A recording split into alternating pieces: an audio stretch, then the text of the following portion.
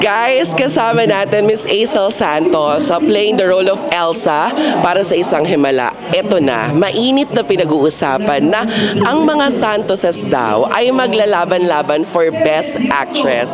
Anong gusto mong sabihin doon?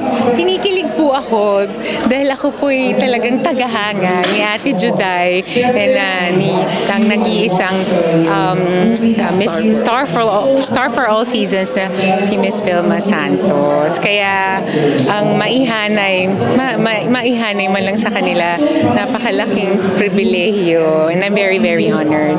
Siyempre, di ba, you're part of the nominees, ganyan. Pag ganun ba, Miss Aisel, nag-ready na ba kayo ng mga bullets or may mga speech ba kayong prepare? Kasi syempre, di ba, walang makapagsasabi kung sino ba yung tatanghalin na Best Actress tonight.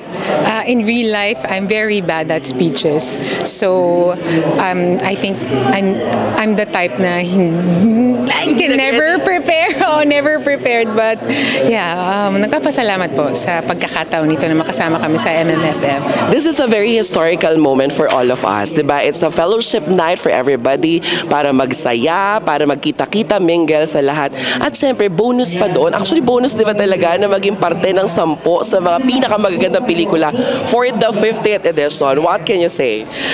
Just grateful for the opportunity. Kami po ay mga taga-teatro na dinala dito sa pelikula at pinagtiwalaan po kasi hindi naman po kami malalaking pangalan, pero sumugal po sa amin ng producer, sumugal po sa amin si Direk Pepe, and for that alone, panalo na po kami lahat.